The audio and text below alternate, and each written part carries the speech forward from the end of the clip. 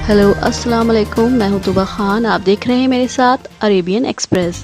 हम आप तक पहुंचाते हैं 7 मिनट में 7 अलग अलग मुल्कों की खबरें। आइए सबसे पहले बात करते हैं यूरोप की। सर्बिया के टेनिस स्टार नोवाक जोकोविच ने शनिवार को इतिहास रचते हुए कनाडा मिलोस राओनिक को 1-6, 6-3 और 6-4 से हराकर western and southern tennis tournament का खिताब दूसरी बार अपने नाम कर लिया है। जोकोविच ने इससे पहले 2018 में पहली बार ये टूर्नामेंट जीता था। तब उन्होंने फाइनल में रोजर फेडरर को हराया था। ये उनके करियर का 80वां टाइटल है, जिससे वे राफेल नडाल के रिकॉर्ड के बराबर पहुंच गए हैं। जोकोविच सोमवार से शुरू होने वाले America open grand slam tournament में एक स्ट्रॉन्ग दावेदार के साथ साथ टॉप प्रेफर्ड माने जाएंगे। वहीं विक्टोरिया अजारेंका ने 2016 के बाद पहला टूर खिताब अपने नाम किया है, जबकि बताया जा रहा है नाओमी ओसाका को मांसपेशियों में खिंचाव के कारण महिला फाइनल से हटना पड़ा है। आइए अब बात करते हैं लॉस एंजलिस की। हॉलीवुड की सुपरहिट फिल्म ब्लैक पैंथर के अभिनेता चैडविक बोसमैन का निधन हो गया है। शनिवार को कोलन कैंसर की वजह से 43 साल की उम्र में चैडविक बोसमैन ने इस दुनिया को अलविदा कह दिया है। चैडविक बोसमैन के निधन की खबर सुनकर हॉलीवुड से लेकर बॉलीवुड तक में शोक की लहर छा गई है। फैन से लेकर सितारे तक अभिनेता को याद करके उन्हें ट्रिब्यूट दे रहे हैं। आपको बता दें कि चैडविक बोसमैन बीते 4 साल से कैंसर से लड़ रहे थे। उन्हें कोलन कैंसर यानी आंत का कैंसर था। न्यूज़ एजेंसी AAFP के मुताबिक चैडविक बोसमैन के रिप्रेजेंटेटिव ने बताया कि दिवंगत अभिनेता की पत्नी और परिवार अंतिम समय में उनके साथ थे। चैडविक बोसमैन के निधन के बाद उनके परिवार की ओर से एक आधिकारिक बयान भी जारी किया गया है। चैडविक बोसमैन के परिवार की ओर से जारी किए गए स्टेटमेंट में लिखा है कि एक सच्चे योद्धा थे। चैडविक ने अपने संघर्ष के जरिए आप तक वो सारी फिल्में पहुंचाईं जिन्हें आपने बेहद प्यार दिया। इसके साथ ही परिवार ने यह भी बताया कि पिछले 4 साल से अभिनय के साथ बोसमैन की सर्जरी और कीमोथेरेपी भी जारी थी। परिवार ने यह भी कहा कि ब्लैक पैंथर फिल्म में किंग टी चाला का किरदार निभाना उनके लिए सम्मान की बात थी। आइए हमारी अगली खबर है जर्मनी से। जर्मनी की राजधानी बर्लिन में कोरोना महामारी को रोकने के लिए लगाई पाबंदी को लेकर जमकर विरोध प्रदर्शन किया गया। बर्लिन पुलिस के मुताबिक राजधानी में बड़े पैमाने पर लोग सड़कों पर उतरे थे। लोग बिना मास्क और सोशल डिस्टेंसिंग के विरोध प्रदर्शन कर रहे थे। हालांकि बर्लिन पुलिस ने विरोध प्रदर्शन पर काबू कर लिया है। प्रदर्शनकारी शांतिपूर्ण तरीके से विरोध प्रदर्शन कर रहे थे। कोरोना से बचने के लिए लोग जारी रूल्स एंड रेगुलेशन का पालन नहीं कर रहे थे। एक पुलिस प्रवक्ता ने कहा कि विरोध प्रदर्शन के दौरान एक निर्माण कंटेनर में आग लगा दी गई। पुलिस के मुताबिक विरोध प्रदर्शन में लगभग 18,000 की भीड़ थी। इस भीड़ को काबू करने के लिए 3,000 अधिकारियों को तैनात किया गया था। ये विरोध पूरे यूरोप में अब फैल गया है। इससे पहले इस तरह के प्रदर्शन पेरिस और अन्य जगहों पर भी हुए हैं। कार्यकर्ताओं ने कोरोना को रोकने के लिए लगे पाबंदी के विरोध में पूरे यूरोप में सोशल मीडिया के माध्यम से लोगों को बर्लिन में इकट्ठा होने का आग्रह किया था। आपको बता दें कि वर्ल्ड मीटर के अब तक के आंकड़ों के मुताबिक जर्मनी में 2,42,000 से ज़्यादा मामले हैं। इनमें से 2,13,000 लोग ठीक हो चुके हैं, जबकि 9,360 से ज़्यादा लोगों की अब तक मौत हो चुकी है।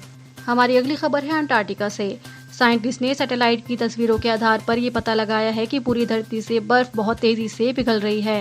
रिसर्च में पता चला है कि हर साल ग्रीनलैंड में 200 गीगाटन बर्फ पिघल रही है। वहीं अंटार्कटिका में 118 गीगाटन बर्फ पिघल रही है। ब्रिटिश वैज्ञानिकों के सैटेलाइट की तस्वीरों के आधार पर पता लगाया है कि बढ़ती गर्मी की वजह से 30 साल में पृथ्वी की 28 ट्रिलियन टन बर्फ पिघल गई है। एडिनबर्ग यूनिवर्सिटी और यूनिवर्सिटी कॉलेज लंदन के शोधकर्ताओं ने वर्ष 1994 से लेकर 2007 के बीच की नॉर्थ एंड साउथ ध्रुव की सैटेलाइट तस्वीरों का रिसर्च किया था। इस रिसर्च का मकसद एटमॉस्फेयर में ग्रीन हाउस गैसों की बढ़ती मात्रा के असर का पता लगाना था। उन्होंने बताया कि साल 1990 के बाद से बर्फ के पिघलने की दर 57% पहुंच गई है। ये अब 0.8 से बढ़कर 1.2 ट्रिलियन टन प्रतिवर्ष हो गई है।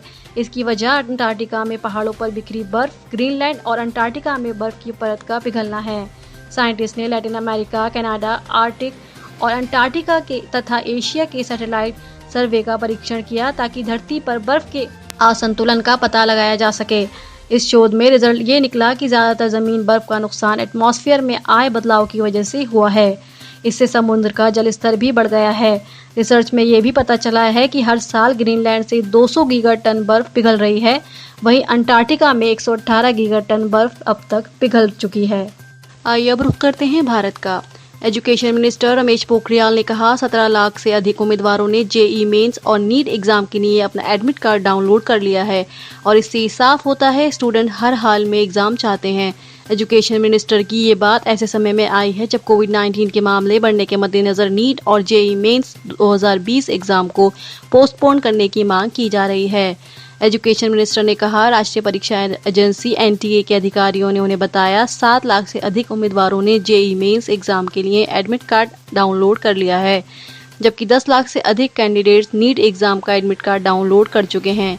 इससे ये क्लियर होता है स्टूडेंट चाहते हैं कि एग्जाम हर हाल में शुरू होना चाहिए।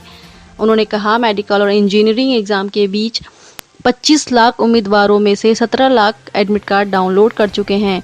सुप्रीम कोर्ट का भी विचार है पूरे एकेडमिक ईयर को बर्बाद नहीं किया जा सकता है। एजुकेशन मिनिस्टर की ये बात तब सामने आई है जब एक दिन पहले ही गैर भाजपा शासित 7 राज्यों के मुख्यमंत्री ने इस मामले में सुप्रीम कोर्ट के फैसले पर दोबारा सोचने के लिए रिव्यू पिटीशन दायर करने की ज़रूरत बताई थी।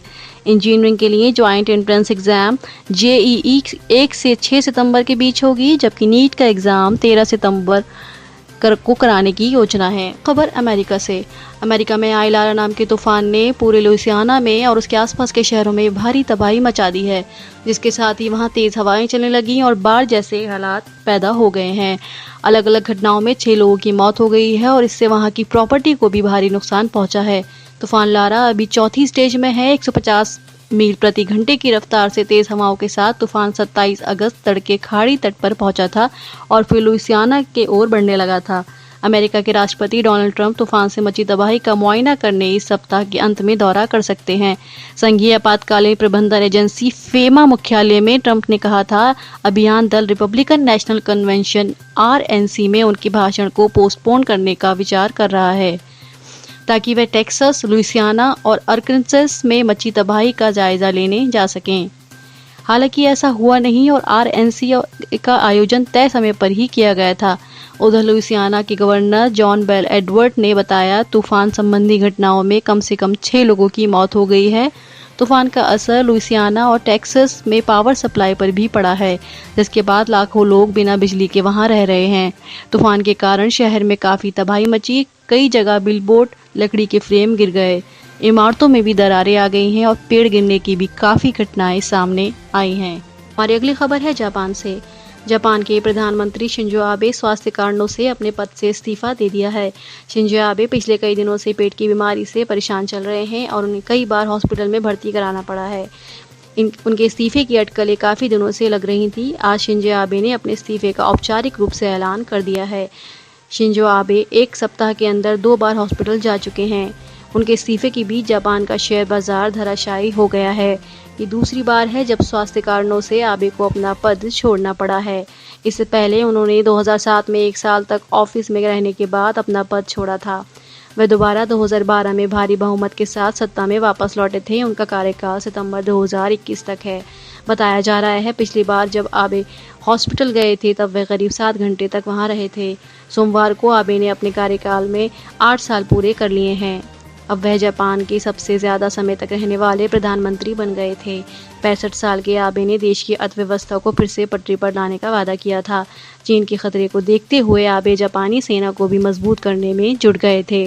फ्रेंड्स, आज के लिए बस इतना ही। डेली न्यूज़ अपडेट के लिए हमारे चैनल अरेबियन एक्सप्रेस के साथ जुड़े रहिए। अगर आपको हमारी वीडियो पसंद आए, लाइक करें, कमेंट करें, शेयर करें और हमारे चैनल अरेबियन एक्सप्रेस को सब्सक्राइब करें और बेल आइकन दबाना मत भूलिएगा। चलिए इसी के साथ आपसे फिर मुलाकात होगी एक नई वीडियो के साथ। तब तक के लिए गुड बाय।